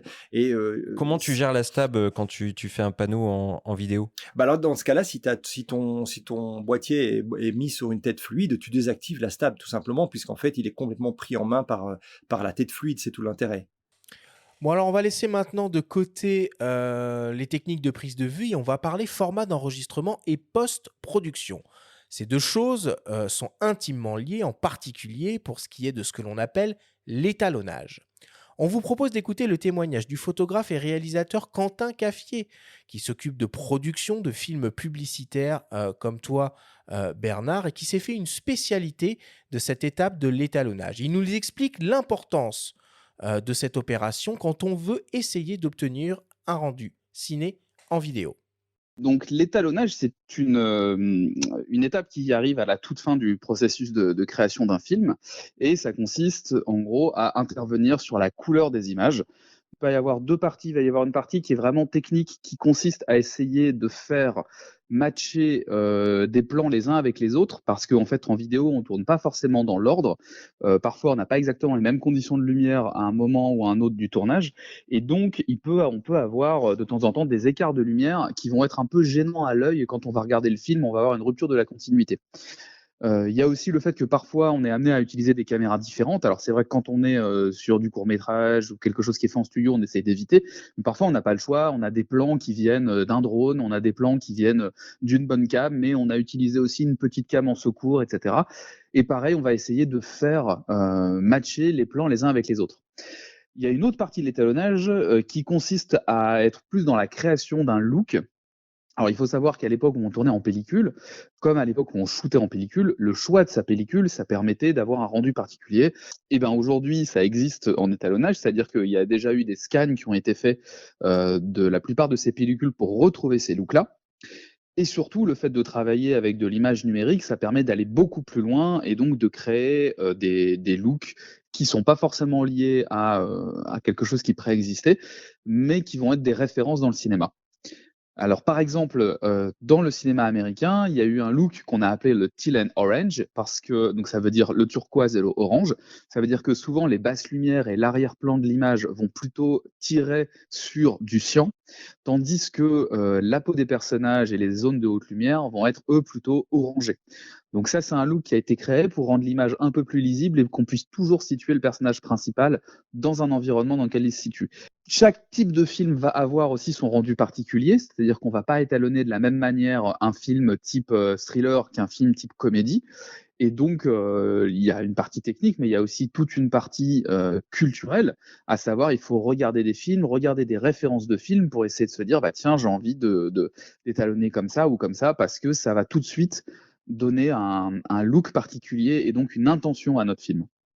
Alors Bernard, du coup, pour se laisser un maximum de latitude de travail en post-production, en particulier pour cette étape d'étalonnage, c'est important de bien choisir son format d'enregistrement à la prise de vue, mais de trouver finalement le juste équilibre entre qualité d'image et lourdeur du flux de travail que l'on va se retrouver à devoir gérer.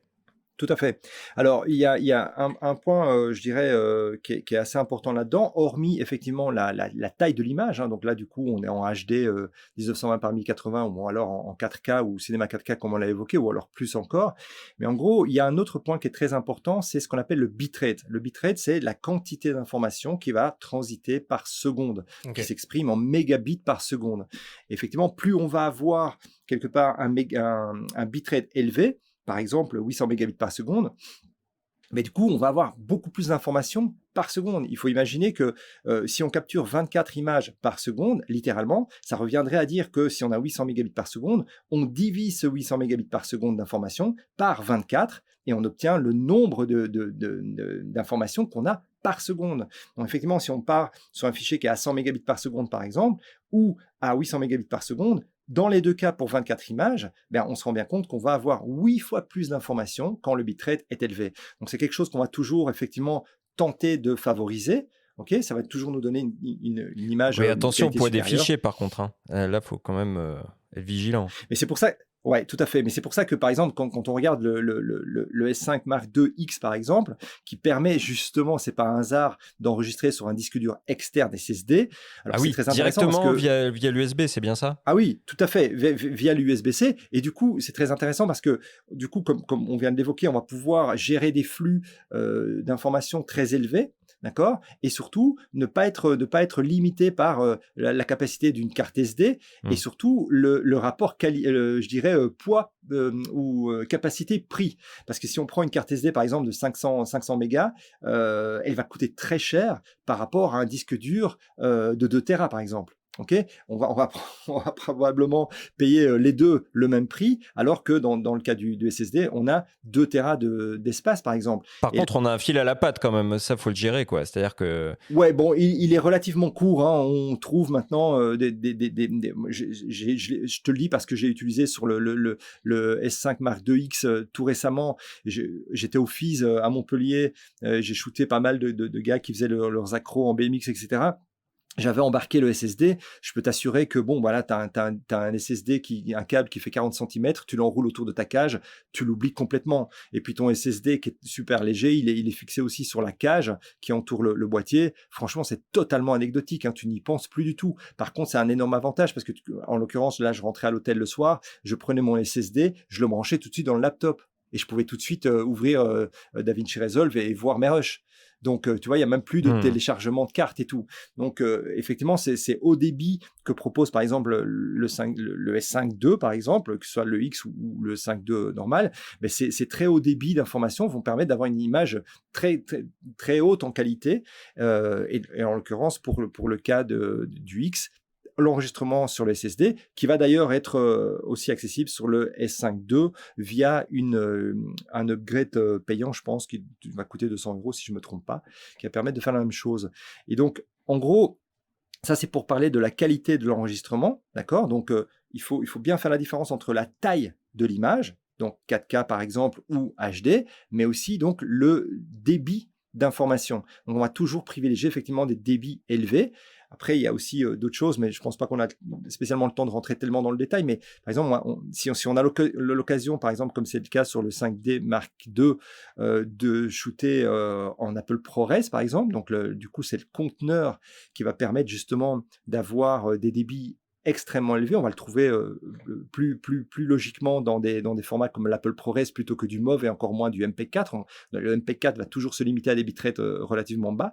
Hormis ce genre de considération, effectivement, comme l'a évoqué l'intervenant à l'instant, on va enregistrer dans un profil d'image qui va être, dans ce cas-là, l'image log. En gros, effectivement, on va avoir une image qui va être la plus propice à de l'étalonnage. C'est-à-dire qu'elle va être, comme je le disais tout à l'heure, désaturée, décontrastée, très flat, mais du coup, elle va exploiter au maximum la dynamique du capteur et nous permettre d'avoir le meilleur fichier possible pour faire de l'étalonnage. Sachant que tu peux quand même simuler un rendu pendant que tu tournes avec les fameux LUT, les lookup tables. Ouais, effectivement, je te remercie de m'avoir lancé la perche parce que c'est un point très très important. Ah mais complètement. D'ailleurs, bon là, ça m'est pas venu à l'esprit, mais c'est quelque chose que je mets en place systématiquement dans mes shootings. Je l'ai d'ailleurs illustré dans une capsule que qu'on avait postée sur la chaîne Lumix France sur YouTube, où il m'avait shooté en conditions de travail. Dans les premières secondes de la journée, dès que la fille sort du make-up, je fais quelques secondes d'enregistrement, j'amène la carte sur mon laptop, je réalise très rapidement une LUT qui est au plus proche de l'image que j'ai en tête pour le produit fini, d'accord ? Je reprends la LUT, je l'exporte, je la mets sur la carte, je prends la carte, je l'importe à nouveau dans l'appareil et du coup, je peux avoir une preview de mon log, ok, donc cette image désaturée, décontrastée, etc., très fade, qui est indigeste pour le non-initié, hein, un client, un make-up, par exemple, n'a pas l'habitude ou n'a pas l'envie de voir cette image complètement délavée. C'est hyper déstabilisant de filmer en flat, parce que tu as l'impression que tu filmes quelque chose qui aura un rendu dégueulasse à la fin, enfin sans intérêt. Tout à fait. Tout à fait. Après, c'est vraiment une question d'habitude. Moi, j'ai aucun problème à regarder mon image en log, tellement je l'ai utilisé. Donc, voilà, je pense que tous ceux qui sont vraiment initiés ou ont l'habitude de travailler en log n'ont plus spécialement besoin de voir cette image avec une LUT. Par contre, si vous regardez cette vidéo qu'on a postée sur la chaîne Pana FR, ben en fait, on voit très bien que je shoot avec mon image en log, moi, sur mon écran au dos du boîtier. En l'occurrence, c'était le SAH à cette époque-là. Et j'envoie en HDMI un retour sur lequel il y a ma LUT, sur un Atomos Sumo, donc un tout gros Atomos, qui en fait est à destination du client, du make-up, du styliste, qui eux vont voir au final, et c'est certainement très important pour le make-up par exemple, parce qu'une tonalité de lèvres par exemple est très important pour le make-up, parce qu'en fait, quand il voit l'étalonnage que moi, j'ai l'intention d'apposer à mon fichier, il est capable de voir si son rouge à lèvres, par exemple, ou la couleur des yeux, par exemple, les paupières, est bon ou pas bon. Donc, du coup, il est important que j'envoie une preview comme ça à l'extérieur avec une LUT, effectivement. Bon. On va conclure cette discussion là-dessus. Alors, bon, c'est un panorama très rapide et très large de différents aspects à prendre en compte pour essayer de s'approcher de ce rendu cinéma. Évidemment, c'est un peu frustrant parce que chaque sujet que l'on a abordé au cours de cette discussion mériterait une émission entière pour pouvoir être développé comme il se doit. Mais bon, voilà, on a déjà un premier panorama des choses à avoir en tête, à essayer de mettre en place quand on veut obtenir ce fameux rendu ciné en vidéo. Merci beaucoup Bernard pour tous les conseils que tu nous as donnés. Avec grand plaisir. Merci à vous. On continue l'émission et on attaque le fameux débrief.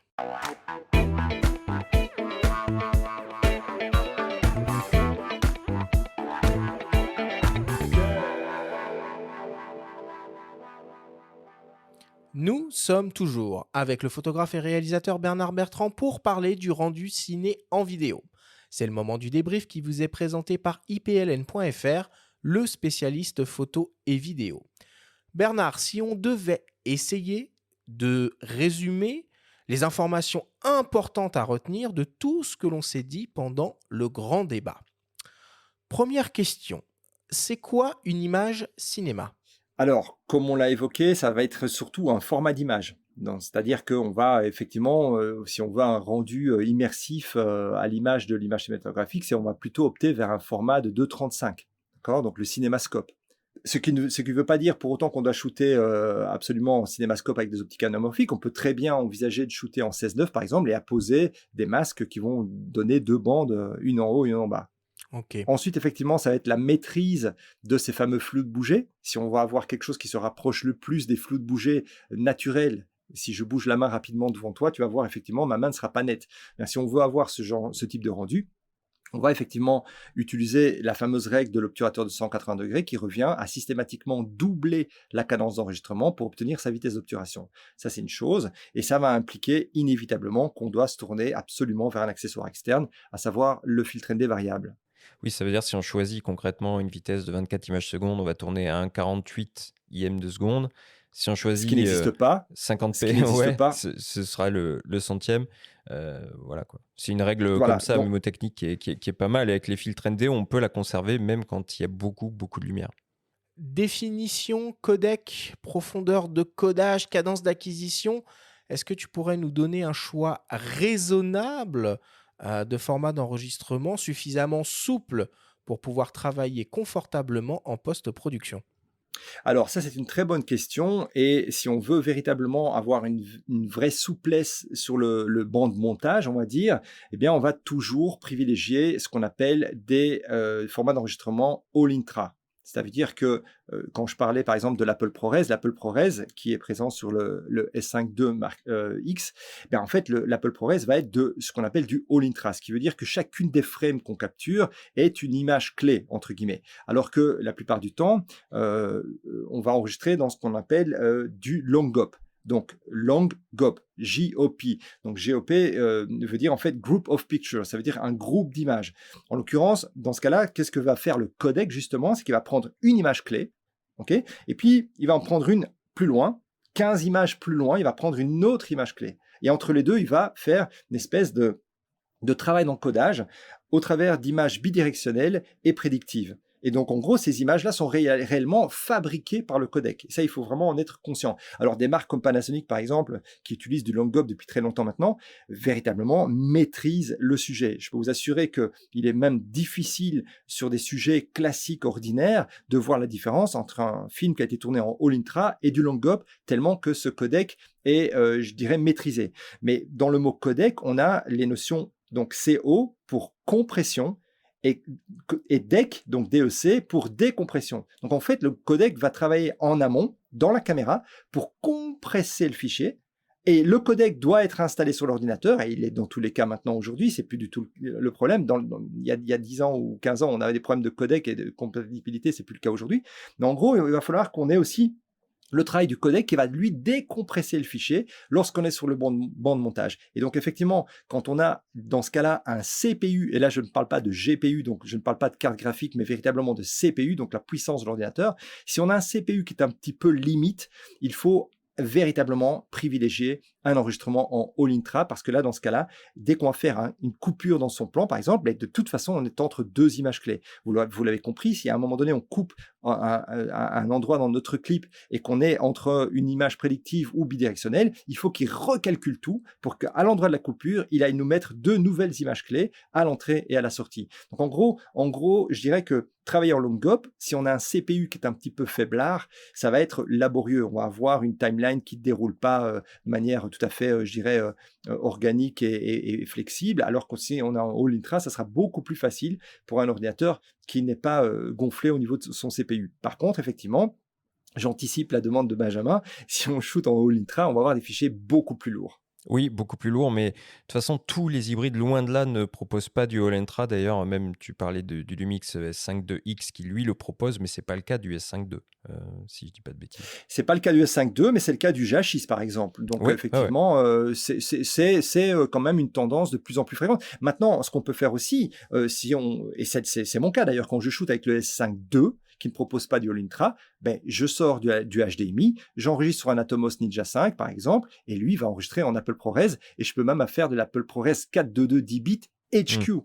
Là, du coup, je bypass quelque part le travail de codec interne au boîtier, puisqu'en fait, je sors de l'HDMI en 422 10 Oui, mais là, sur un enregistreur externe, c'est encore une autre logique, ouais.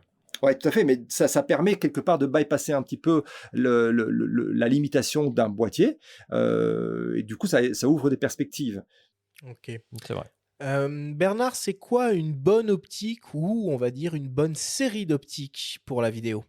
Alors, de manière très claire, ça va être justement les longueurs focales qui vont correspondre au plan qu'on a la plupart du temps besoin de faire. Ça veut dire plan serré, plan moyen et plan large. Donc du coup, ça va correspondre, je dirais, ça dépend un petit peu des envies, mais je dirais que très certainement un 85 pour les plans cadrés, un 50 qui est toujours une optique absolument formidable. Le 50 mm, c'est l'optique standard, on va dire, pour un full frame. C'est une optique vraiment à avoir. Et je dirais, pour le grand angle ou pour les plans larges, là, je disais, ça varie un petit peu en fonction des affinités, mais je naviguerai entre le 24 et le 35, par exemple, si on doit se limiter à 3 optiques.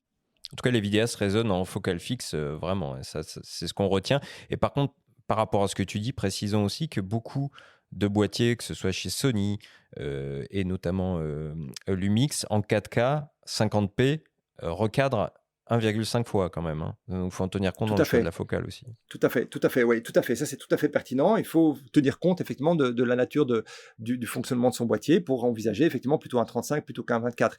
Maintenant, effectivement, j'aurais tendance à aiguiller, je dirais, le débutant vers des focales fixes. Pourquoi? Parce qu'en fait, en fonction de son budget, il va dire aujourd'hui, je prends le 50.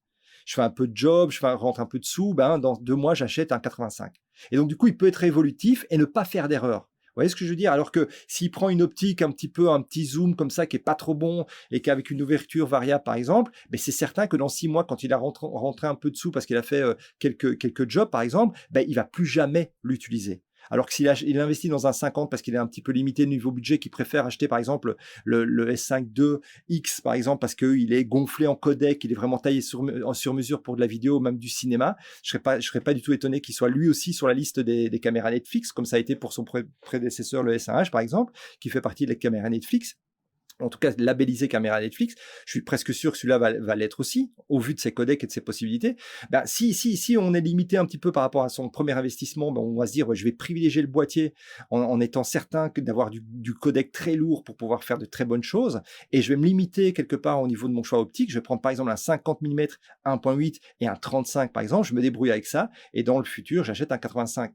Maintenant, je dirais que moi, dans mon travail, j'utilise très très souvent le 24-70 2.8, qui est un bijou, mais c'est un budget, ça représente un budget, c'est peut-être pas avec celui-là qu'on va commencer d'emblée, mais si on achète par exemple un 24-70 2.8 qui est une merveille absolue, et qu'après on le complète avec le 70-200 2.8 là aussi, du coup on a du 24 à 200, ouverture constante 2.8, avec une qualité optique totalement exceptionnelle, en fonction du prix, je veux dire, franchement, voilà, mais c'est pas avec ça qu'on va commencer, quoi.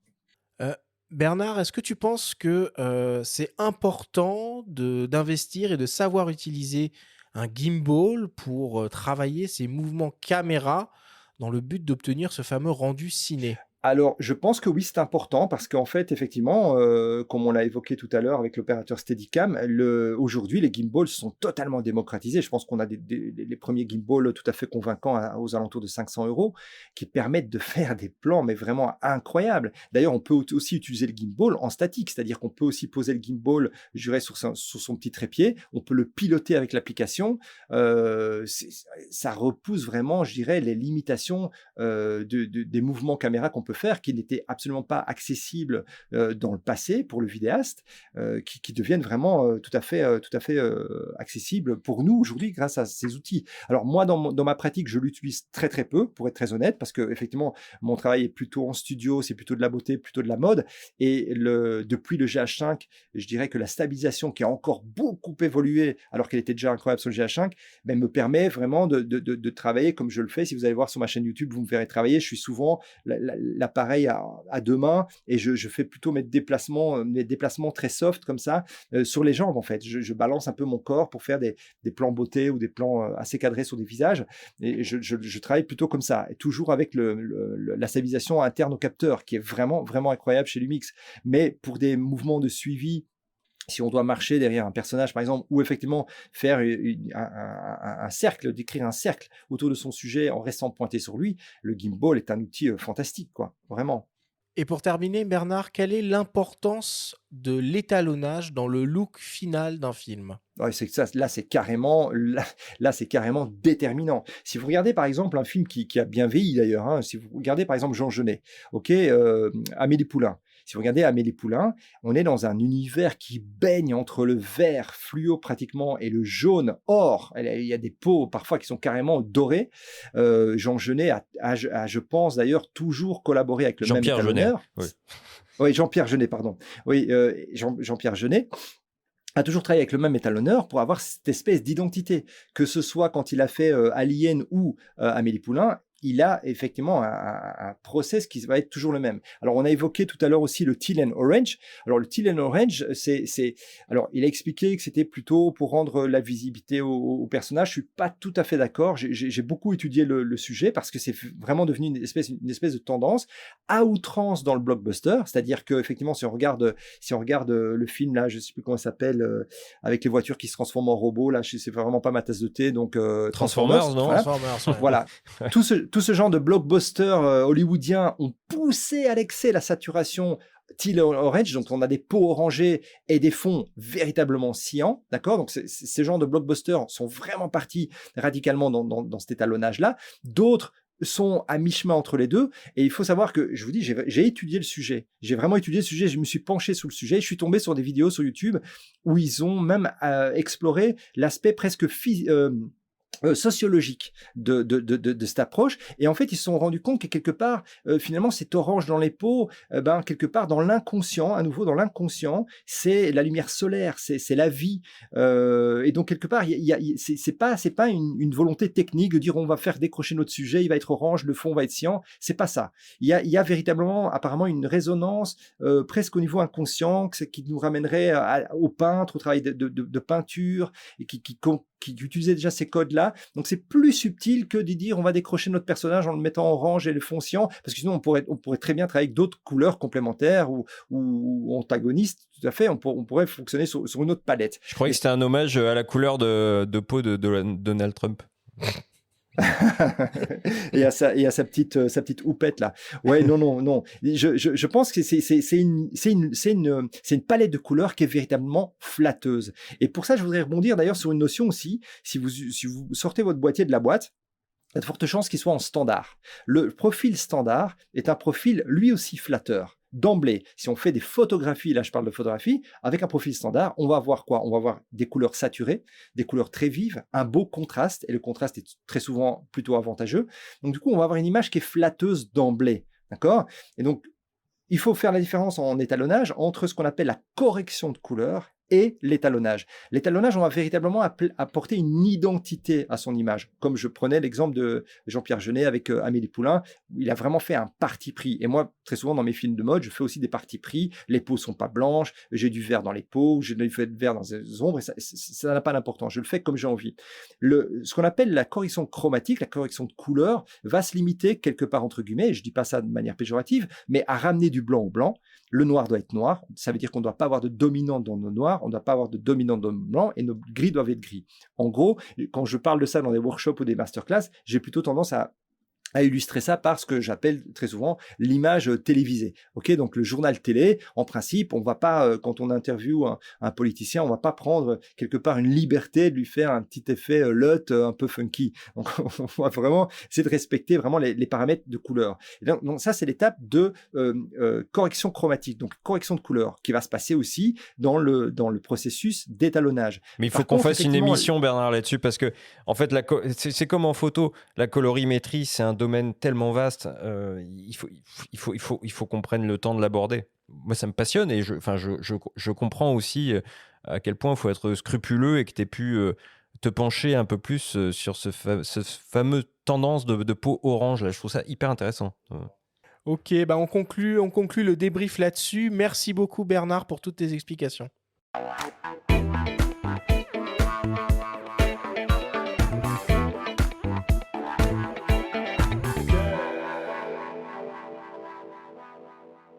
Il est temps de passer à la dernière partie de cette émission et d'attaquer le traditionnel quiz.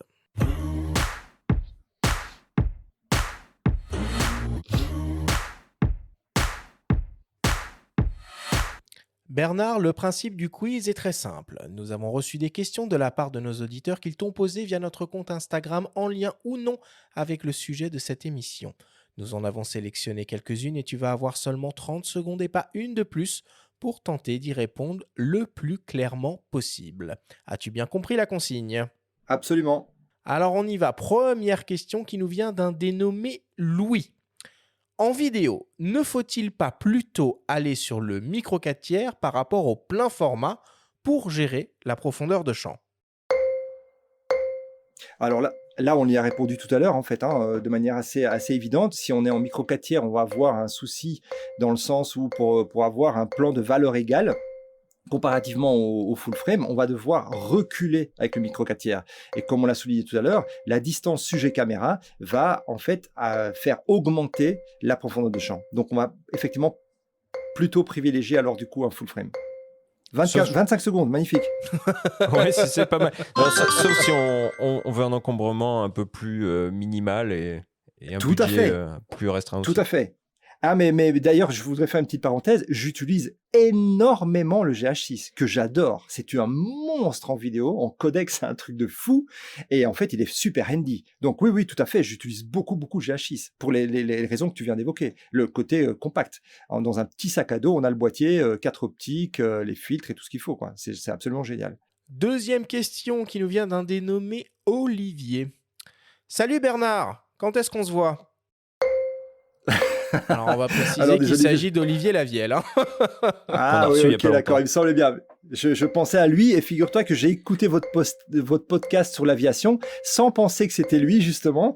Et dès que j'ai écouté les premières secondes, j'ai entendu que c'était lui, j'étais très content. Mais effectivement, j'ai vu le sujet, j'ai vu aviation. J'ai dit, ça m'intéresse d'écouter un photographe sur le sujet. Et c'était Olivier, justement, j'aurais dû le savoir, hein, évidemment, puisqu'il travaille chez Air France. Donc, quand tu veux, Olivier, avec grand plaisir, évidemment. Troisième question qui nous vient d'un dénommé Franck. C'est quoi l'effet de dingue au ciné quand on fait un travelling avant tout en dézoomant ?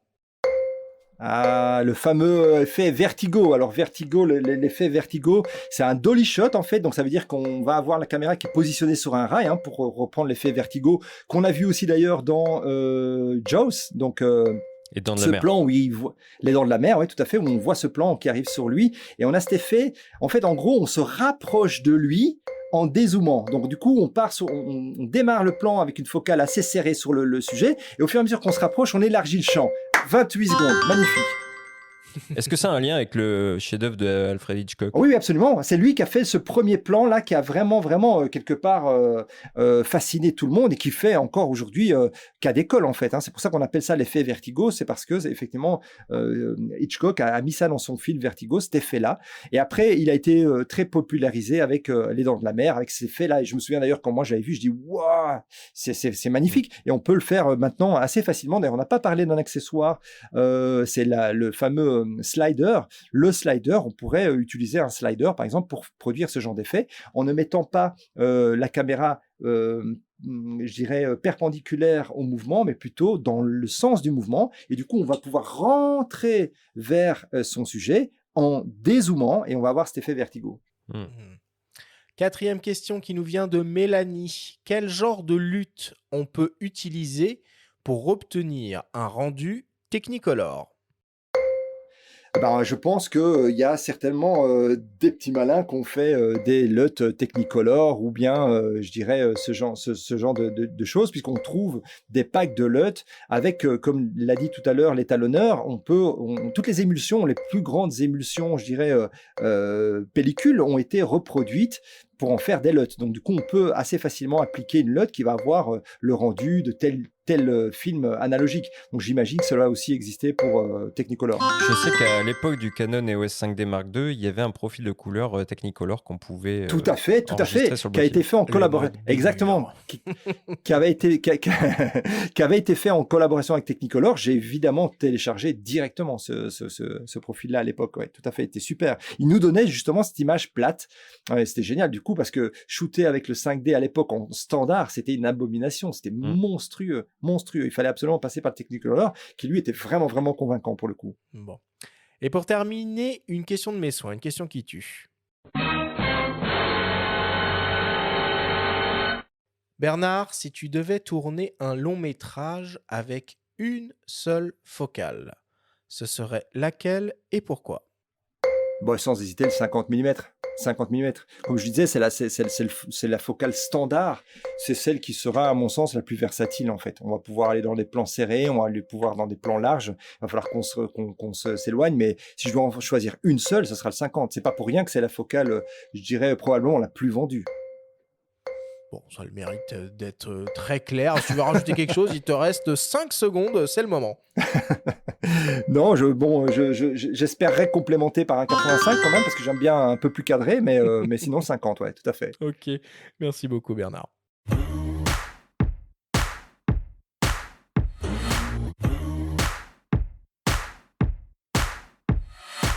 Nous voilà désormais à la fin de cette émission. Bernard, une nouvelle fois, merci d'avoir accepté notre invitation pour venir nous partager tous tes conseils autour de la vidéo et cette fameuse quête du rendu cinéma. Quelles sont tes actualités en ce moment, Bernard ?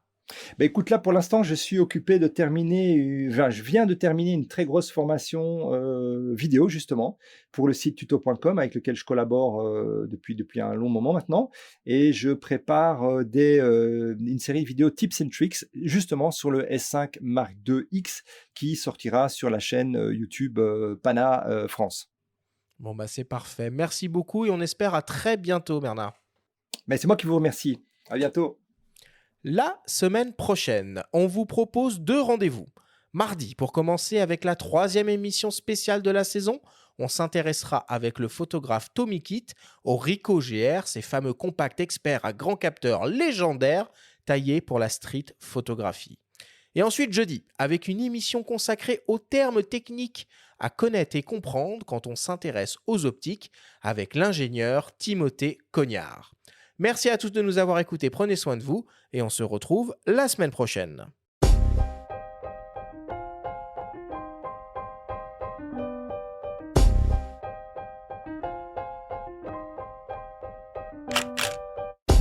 C'était Faut pas pousser les ISO, le podcast hebdo pour tous les passionnés de photos et de vidéos. Toutes les semaines, retrouvez Arthur Azoulay, Benjamin Favier et leurs invités pour parler de sujets matos, techniques et inspiration. Cet épisode vous a été présenté par le Lumix S5 Mark IIX, l'hybride plein format des filmmakers exigeants. Abonnez-vous à notre chaîne et retrouvez l'intégralité de nos émissions depuis toutes les plateformes d'écoute, comme Spotify, Apple Podcasts, Google Podcasts, Deezer, Amazon Music et YouTube. Si vous aimez notre podcast, n'hésitez pas à liker, à vous abonner et à nous laisser un petit commentaire. Rendez-vous mardi prochain pour un nouvel épisode. D'ici là, faites de la photo et n'oubliez pas, faut pas pousser les ISO.